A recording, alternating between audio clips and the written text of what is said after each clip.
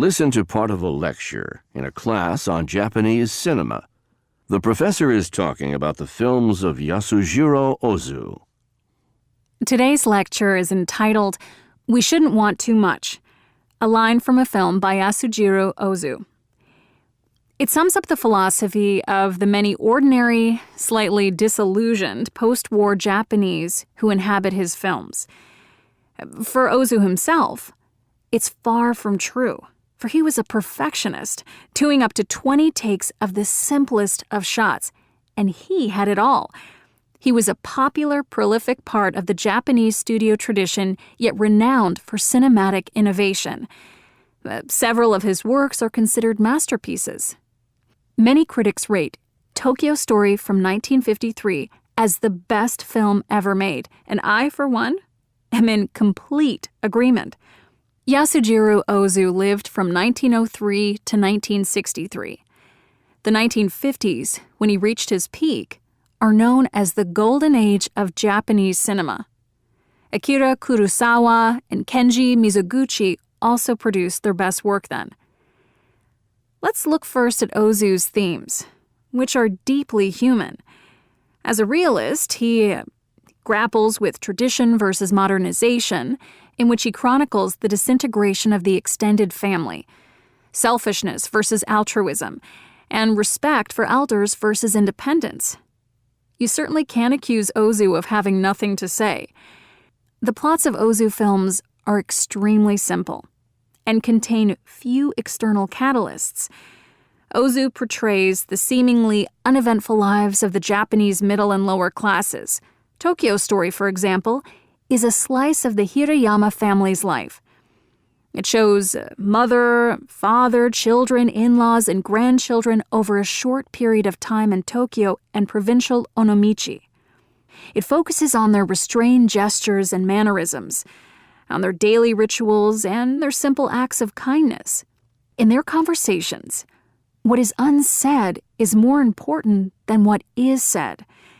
Viewers may find the Hirayamas dysfunctional. Ozu judges no one. Tokyo Story comes complete with cruelty and death, but these are balanced by a subtle beauty and by a profound awareness of the passage of time. As for technique, Ozu was a minimalist. In narrative structure, he favored simple progression.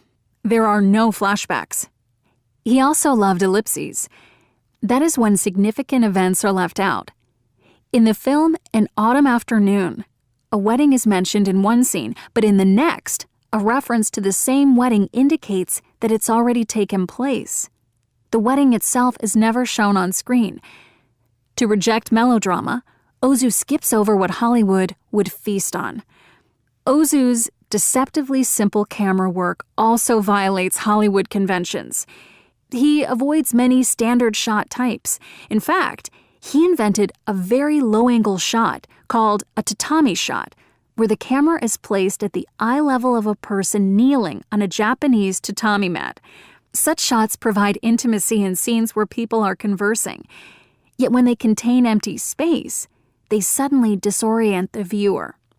The static nature of Ozu cinema is its most jarring feature for modern viewers, used to helicopter, Steadicam, and tracking shots, all Hollywood staples. As his career progressed, Ozu moved his camera less and less, completely dispensing with tracking in his color films. Tokyo Story has a single tracking shot, which is emotionally charged because it happens right after the elderly couple has been evicted from their child's home. The modern world may demand perpetual motion, but for Ozu, harmony resides in stillness. A current Hollywood film, by contrast, has a vast majority of moving shots. Consequently, cinema now does little more than give us a roller coaster ride. Ozu did not transition between scenes conventionally either. He frequently edited in static objects, or used direct cuts rather than fades or dissolves. During transitions, music played on the soundtrack. He rarely used music in any other way. This quasi-documentary technique lends authenticity to his work. the audience is not instructed to feel an emotion by a blaring soundtrack as in most films today. Nevertheless, Ozu has his detractors. Japanese directors of the 1960s found his work too slow, too plotless. Personally, I think we should expect more from movies. We should watch Ozu to appreciate the greatest cinematic craft, and to learn that our own busy, distracted, destructive lives may be restored through tranquility, beauty, and devotion. Now answer questions 6 to 11. Circle the letter of the answer.